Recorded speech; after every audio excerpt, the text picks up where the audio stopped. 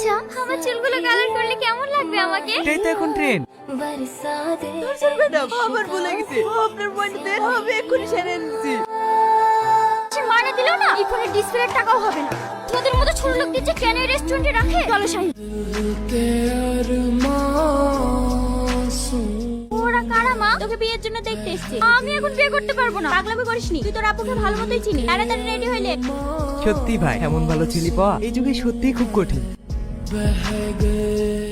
আব্বু, আমি এখন বিয়ে করব না। কেন? আমার এই বয়সটা আনন্দ করার, ঘুরে বেড়ানোর। এই বয়সে আমি বিয়ে করব না। বাজে বকো না, ওর মতো ছেলে আমাদের এই অঞ্চলে আর একটাও নাই। হতে পারে ও ভালো ছেলে, কিন্তু আমার ওকে পছন্দ না। তোমার পছন্দ আমি জানতে চাইনি, তোমার কি পছন্দ সেটা আমার জানা আছে। তোমাকে রোহনকেই বিয়ে করতে হবে।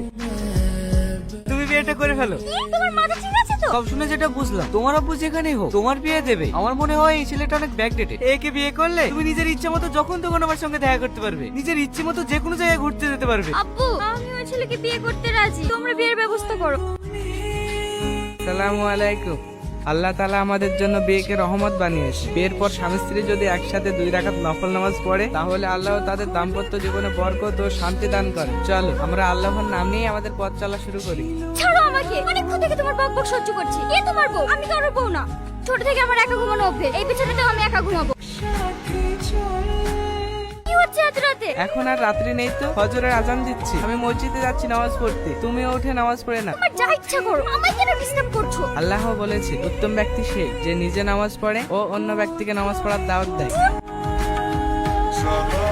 কোথায় যাচ্ছ তুমি? একটু বাইরে বেরোবো। আজকে বাড়িতে অনেক মানুষজন আছে, আজকের দিনটা বাইরে না এলে হতো না? না হতো না, আমার ফ্রেন্ডসরা আমার জন্য অপেক্ষা করছে। তারা মাহি, তুমি যে পোশাকটা পরে বাইরে যাচ্ছ এটা ইসলামে করা নিষেধ আছে। এত অত্যাচার আর ভালো লাগে না।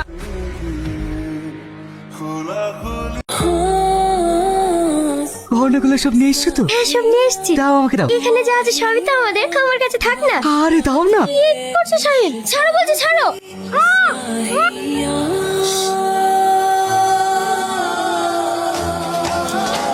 মাহি, তোমার জন্য কিছু জিনিস এনেছি। আমার জন্য কি জিনিস? এখানে একটা জায়নামাজ, একটা বোরখা আর কিছু হাদিসের বই আছে। এগুলো তোমাকে দিনের পথে চলতে সহায়তা করবে, যেন প্রতিটি পদক্ষেপে আল্লাহর রহমত তোমার সঙ্গে থাকে। দাঁড়া রোহন, তুমি অনেক ভালো ছেলে। আমি তোমার সাথে খারাপ ব্যবহার করলেও তুমি আমার সাথে ভালো ব্যবহারটাই করেছো।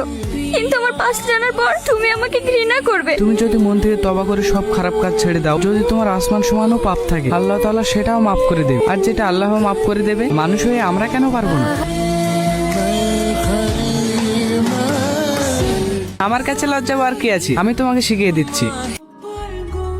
নবীজি বলেছেন, যে ব্যক্তি আল্লাহর জন্য তার পথ পরিবর্তন করে, আল্লাহও তার জীবন পরিবর্তন করে। সত্যি মানুষ যে এত ভালো হতে পারে, তোমায় না দেখলে বুঝতামই না। আমি তোমায় কতই না কথা শুনিয়েছি, কিন্তু আজ আমি তোমার স্বামীর অধিকার দেব। আমার সমস্ত ভালোবাসা তোমায় দেব। ভাবি, মাদ্রাসা থেকে বাড়ার সময় রোহন ভাই একটা লরিতে অ্যাক্সিডেন্ট করি।